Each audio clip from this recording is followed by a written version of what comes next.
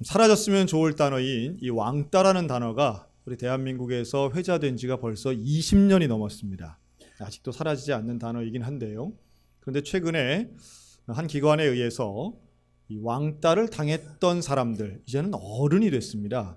402명을 모아서 함께 인터뷰를 하고 최근에 책을 한 권 발간했는데요. 제목이 왕따였던 어른들입니다. 유튜브 상에서도 그들의 인터뷰는 상당히 사람들에게 관심의 대상이 됐습니다. 수백만 뷰를 기록하면서 현재 왕따를 당하고 있는 청소년들의 아주 열렬한 호응과 공감을 받기도 했습니다. 근데 그 내용을 보면 이들은 중학교 때, 고등학교 때 그 왕따를 당하는 시작점 또 진행되는 과정들은 조금씩 차이는 있지만 공통점은 본인 스스로 해결할 수 없었다라고 하는 거였어요.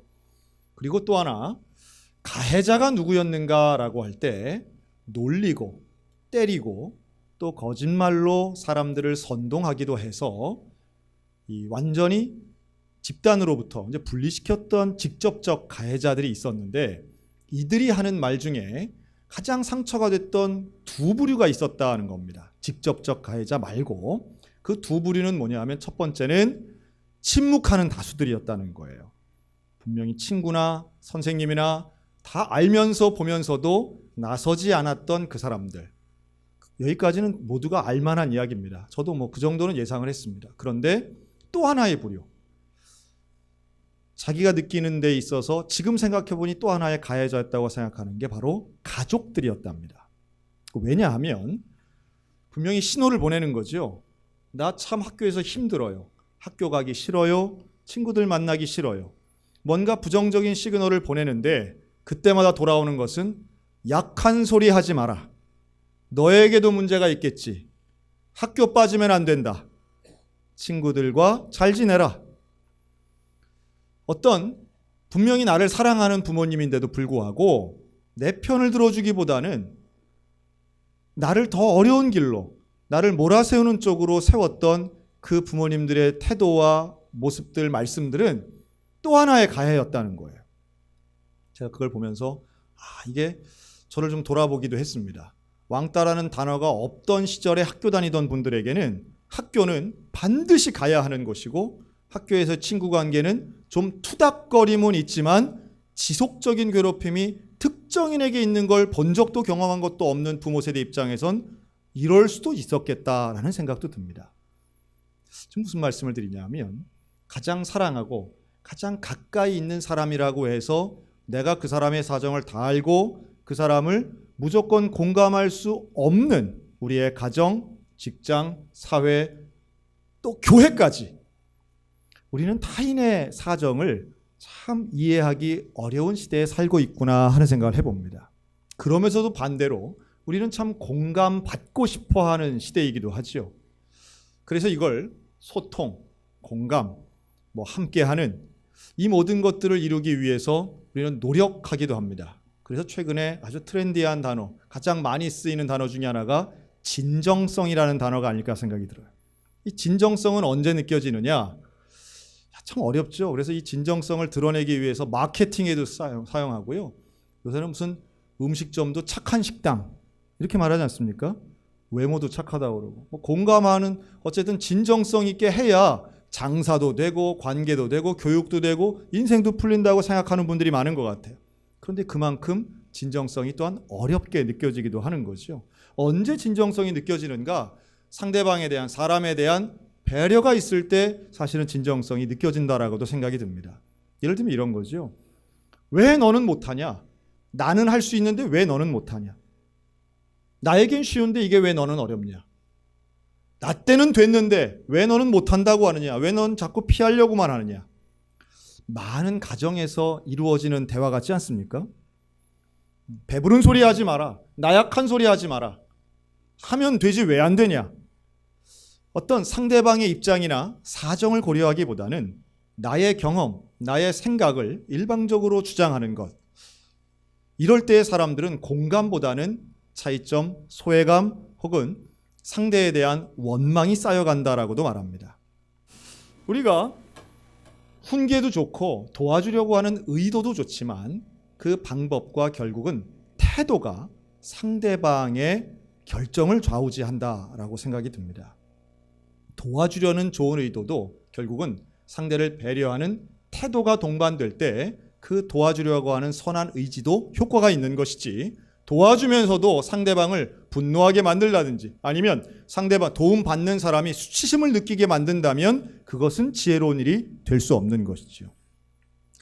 우리 대한민국의 아주 유명한 그 오블리스 노블리주를 실천한 유명한 명문 가문이 하나 있습니다. 경주에 가면 이 교촌이란 마을이 있습니다. 이 교촌 마을에 가면 경주 최부잣집이라는 가문이 있습니다. 아마 많이 들어보셨을 거예요.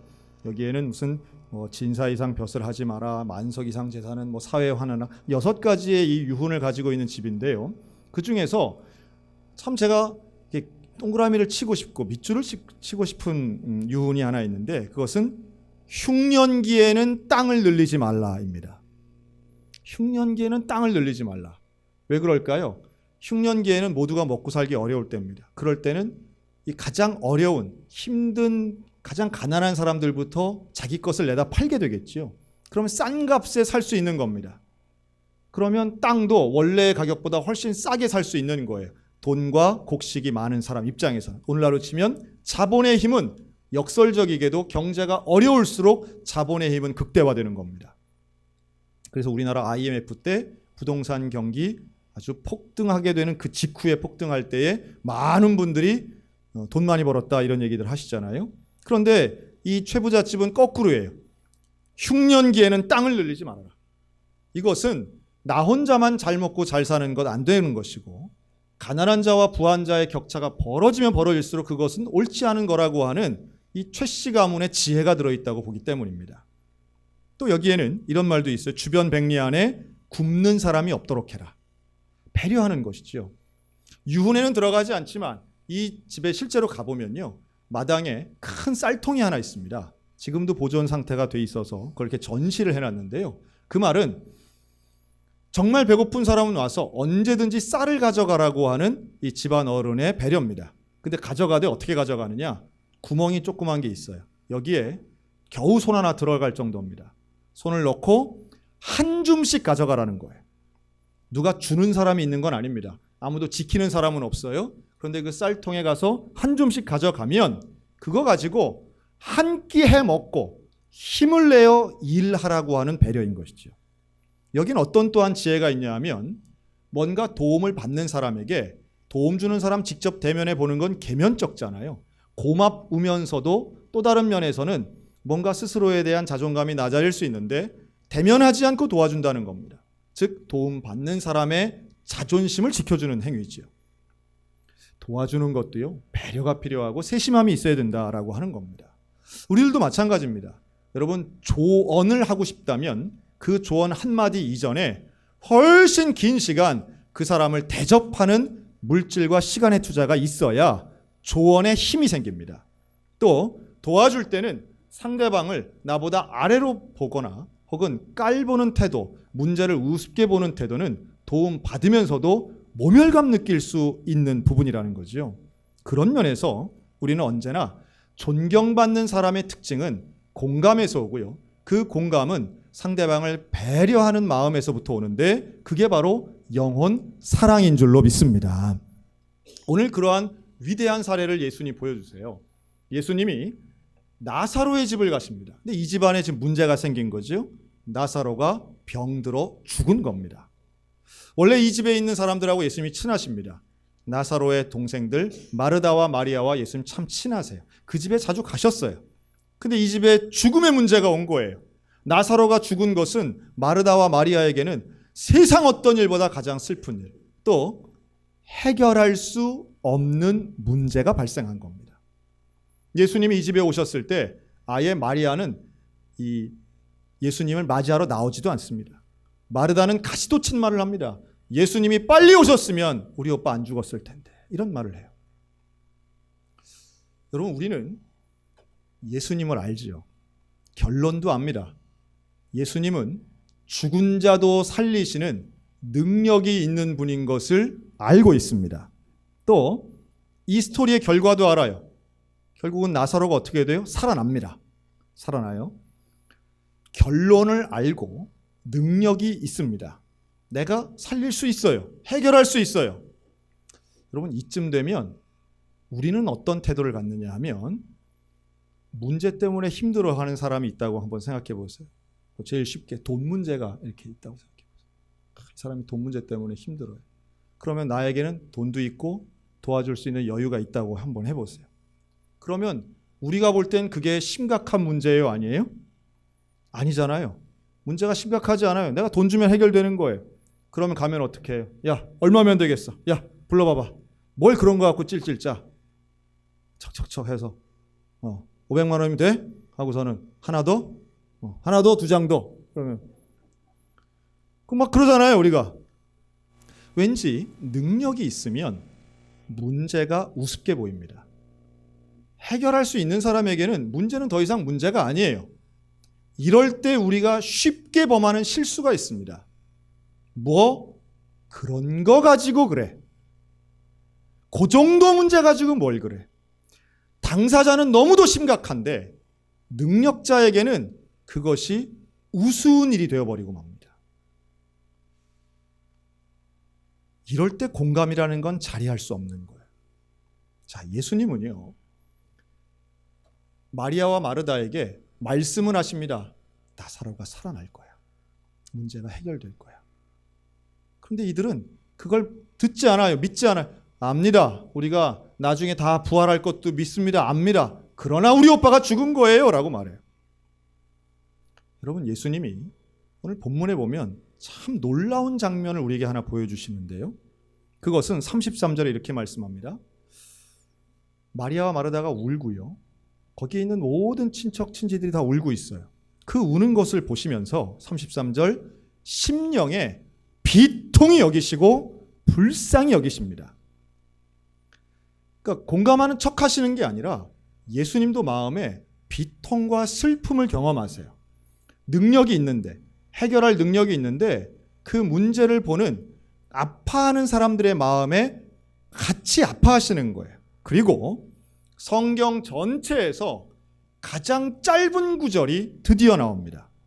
자, 우리 요한복음 11장 35절을 성경 전체에서 이 구절이 제일 짧습니다. 우리 다 같이 한번 읽겠습니다. 시작. 예수께서 눈물을 흘리시더라. 아멘. 영어로는 딱 두 단어입니다. Jesus wept. 성경 전체 제일 짧아요. 여러분, 오늘 성경 한 구절 외우시기 바랍니다. 주소보다 더 짧아요. 예수께서 눈물을 흘리시더라. 성경에 예수님이 우시는 장면이 3개가 나옵니다. 첫째는 이 본문이고요. 두 번째는 예수님이 예루살렘 성전을 보시면서 우십니다. 그리고 세 번째는 겟세마네 동산에서 기도를 하시면서 우십니다. 히브리서에서는 그 우시는 장면을 통곡하셨다고 얘기해요. 자, 이 3가지는요, 사실 나사로의 문제는 개인적인 문제입니다. 이 나사로 집안이 어려움을 당하고 죽음의 문제예요. 심각하지만 개인적인 문제예요. 예수님은 그 개인적인 문제에 관심을 가지시고 공감하시고 눈물을 흘리신 줄로 믿습니다. 오늘 이 자리에 나오신 분들 중에도 정말 마음이 아파서 누구에게도 말할 수 없는 나의 고통이 있을 거예요. 아픔이 있을 거예요. 여러분, 예수님은 내 개인적인 아픔과 고통을 우습게 보시는 분이 아니십니다. 그것을 가볍게 뭘 그런 거 가지고 힘들어해라고 말씀하시는 게 아니라 내 옆에서 함께 눈물 흘리시는 분이 예수 그리스도라고 하는 거예요. 예수님은 나라와 민족에 무관심한 분이 아니십니다. 예수님은 예루살렘 성전을 향하여 눈물 흘리시는데 그것은 유대인을 바라보시는 거고 그것은 성전의 타락을 안타까워하신 거예요. 저는 그리스도인이라면 마땅히 나라와 민족을 사랑해야 된다고 믿습니다. 여러분, 대한민국을 저주하거나 무시하거나 외면하지 말고 나라와 민족을 위해 기도하고 또 나라의 아픔을 보면서 가슴 아파하고 눈물 흘릴 수 있는 참된 기독 애국인들 되시기를 축원합니다. 그리고 겟세마네의 기도는 다른 게 아니에요. 전 인류의 죄악을 구원하시고자 하시는 그 영혼 사랑에 대한 눈물이었어요. 사명에 집중하시면서 하나님 마음을 품는 그 예수님은 통곡하며 겟세마네 동산에서 기도하십니다. 사람을 사랑하시는 거죠. 사람을 사랑하면 공감할 수 있게 됩니다. 사람을 사랑하면 그 사람이 처한 문제와 어려움을 해결해 주고 싶은 마음이 있어요. 또 위로해 주고 싶은 마음도 있는 거죠. 그런데 참된 위로는 정답을 제시할 때가 아니라 함께 있을 때에, 눈물을 흘릴 때에, 그때 참된 위로가 이루어진다라는 거예요. 비가 오는데 우산을 씌워주는 것보다 더 큰 위로는 함께 비를 맞는 것이 위로라고 하지 않습니까? 그러니까 우리에게 있어서 이 사람도, 대단한 사람도, 능력 있는 사람도, 정말 나와는 정말 차원이 달아 보이는 이 사람도 내 문제에 심각하게 공감하며 내 아픔에 함께 눈물을 흘려주는구나. 여러분, 이때에 놀라운 회복의 역사가 일어나게 될 줄로 믿으시기 바랍니다. 눈물에 힘이 있는 거예요. 눈물에 힘이 있어요. 여러분, 예수님이 능력이 없어서 우시는 게 아니에요. 결론을 몰라서 우시는 게 아니에요. 예수님이 눈물을 흘리시는 것은 바로 사랑하는 영혼들의 아픔을 함께 느끼고 있기 때문에 눈물을 흘리신 줄로 믿습니다. 그 예수님이 오늘 우리들과 함께 계신다. 우리와 함께 계시는 거예요. 예수님은 능력 있다고 우리를 우습게 보시거나 우리의 문제를 가소롭게 보시는 분이 결코 아니세요. 예수님은 함께 눈물을 흘려주시는 분. 저는 이 눈물의 능력을 믿어요. 참, 이 눈물이라고 하는 건 사람을 변화시키는 능력이 있습니다.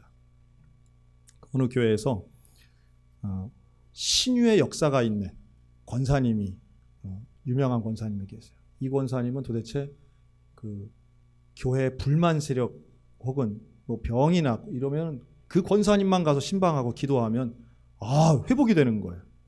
야, 대단하다. 이 권사님 어떻게 그런 능력이 있나?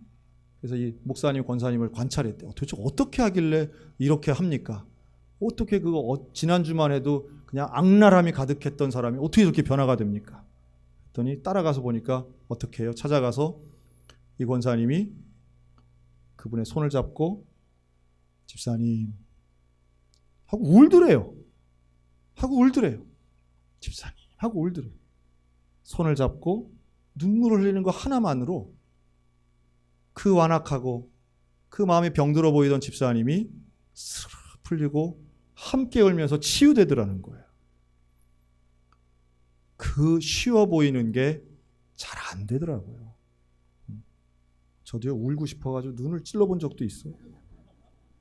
세상에. 울고 싶은데 잘 안 나오는 거 어떡해. 울고 싶은데. 근데 잘 이렇게 공감하시는 분들이 있어요. 여러분, 기도하면 눈물이 나십니까? 영혼을 생각하면 눈물이 나십니까? 눈물도 사명인 줄로 믿습니다. 우리 교회 그런 권사님들 참 많으세요. 기도하면 눈물이 나세요. 영혼을 생각하면 눈물이 나는 우리 구역장들이 있어요. 우리 구역 강사들이 가정을 생각하면 눈물이 나는 거예요. 내 자녀를 생각하면 부모에게 눈물이 자연스럽게 흘러내리는 것처럼 우리 성도를 생각하면 눈물을 흘리시는 분들이 계세요. 여러분, 그 눈물 분명히 영혼이 변화되고 나사로가 살아나고 가정이 회복되게 역사할 줄로 믿습니다. 예수님이 지금 내 옆에서 눈물을 흘리고 계시는 거예요. 그 예수님이 일어나십니다. 눈물을 닦고 일어나십니다. 여전히 많은 사람들이 예수님을 조롱합니다. 소경도 고친 사람이 왜 나사로는 안 죽게 못했느냐라고 사람들이 삐죽거립니다. 조롱합니다. 그때 예수님이 마음의 애통함을 가지시고 외치신 말씀이 있어요. 저 돌을 옮겨 놓으라. 예수님 말씀하세요. 저 돌을 옮겨 놓으라.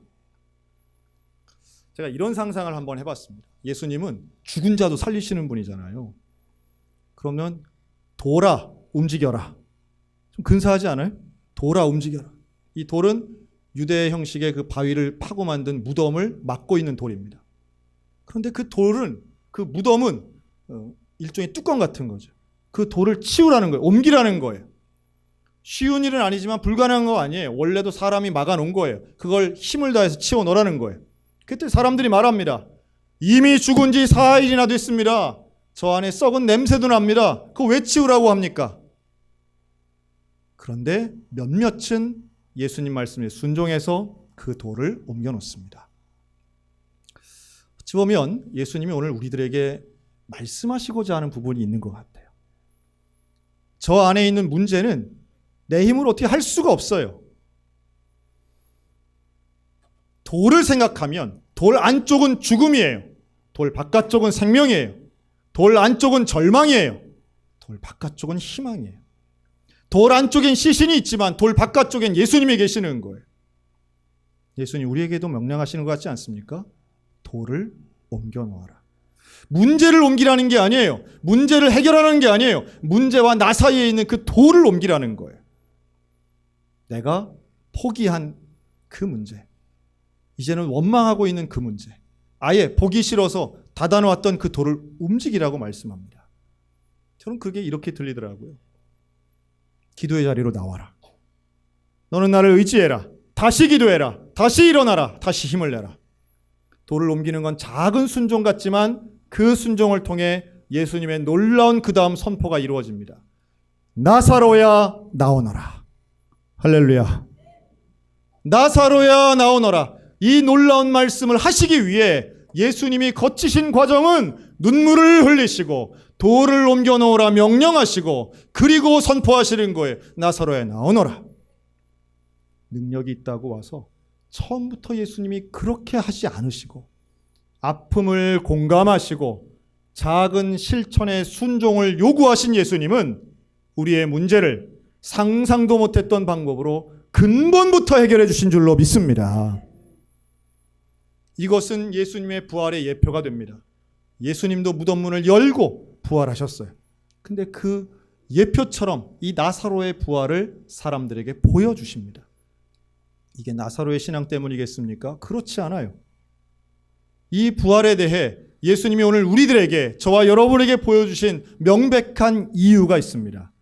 예수님 안에서 죽음이라 할지라도 우리를 망하게 하지 못하고 멸망도 어떤 실망도 우리를 예수님으로부터 분리시킬 수 없는 거예요. 작은 실천 하나가, 작은 순종 하나가, 돌을 옮겨놓는 작은 순종 하나가 나사로가 살아나오는 기적과도 같은 부활을 경험하게 될 줄로 믿습니다. 여러분 옆에 있는 사람과 공감하는 저와 여러분들 되셨으면 좋겠습니다. 또 어떤 형태로든 주님이 말씀하시는 작은 실천 하나가 우리 가운데 임하여서 기도의 자리로 나오시기를 주의 이름으로 권면합니다. 말씀의 자리로 나오시기 바랍니다. 절망하거나 실망하거나 포기하지 마시고 예수님을 붙잡으시기 바랍니다. 나에게는 능력 없지만 주 안에는 능력이 있습니다. 주님께는 능력이 있습니다. 그 주님께서 오늘 우리의 삶 가운데 나사로야 나오너라 놀라운 선포의 말씀으로 우리의 삶을 근본부터 변화시킬 그 능력의 주님 바라보며 오늘도 믿음으로 걸어가는 우리 모두가 다 되시기를 주의 이름으로 축원합니다.